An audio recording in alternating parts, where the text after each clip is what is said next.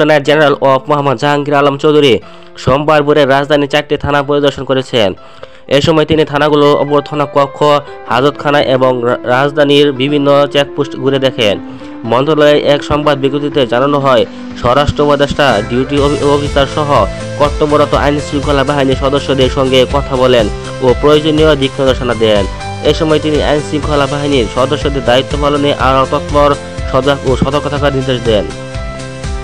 পথিমধ্যে তিনি রাজধানীর বিভিন্ন গুরুত্বপূর্ণ মোড়ে স্থাপিত কয়েকটি চেকপোস্ট, তল্লাশি চৌকি পরিদর্শন করেন এবং দায়িত্বরতদের সঙ্গে কথা বলেন। তাছাড়া তিনি যৌথ বাহিনীর কয়েকটি টহল দলের কার্যক্রম মনিটরিং করেন। এ সময় উপস্থিত সাংবাদিকদের প্রশ্নের জবাবে উপদেষ্টা বলেন, রমজানে আইন শৃঙ্খলা পরিস্থিতি স্বাভাবিক রাখতে সরকার বদ্ধপরিকর। এ লক্ষ্যে রাজধানীর গুরুত্বপূর্ণ পয়েন্টে প্রায় শতাধিক তল্লাশি চৌকি, চেকপোস্ট বসানো হয়েছে ও অপরাধ প্রবণ এলাকায় টহল সংখ্যা বাড়ানো হয়েছে।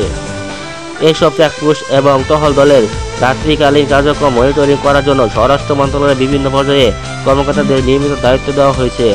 জাহাঙ্গীর আলম চৌধুরী বলেন, যারা সংঘবদ্ধভাবে মব পরিস্থিতি সৃষ্টি করেছে, যারা চুরি, ডাকাতি, ছিনতাই, চাঁদাবাজি করেছে, যারা ধর্ষণ, নারী ও শিশু নির্যাতন সহ বিভিন্ন ধরনের অপরাধমূলক কর্মকাণ্ডের মাধ্যমে আইন শৃঙ্খলা পরিস্থিতি অবনতি ঘটাচ্ছে, তাদের আইনের আওতায় আইন নিয়ে এসে এবং বিচার প্রক্রিয়ার মাধ্যমে কঠোর শাস্তি নিশ্চিত করা হবে।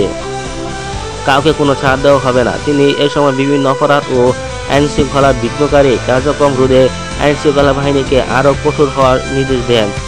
স্বরাষ্ট্র উপদেষ্টা জানান, রমজানে থানাগুলো সঠিকভাবে ফাংশন করেছে কিনা, আইন শৃঙ্খলা বাহিনীর সদস্যরা সতর্ক ও সজাগ করেছে কিনা এবং তাদের দায়িত্ব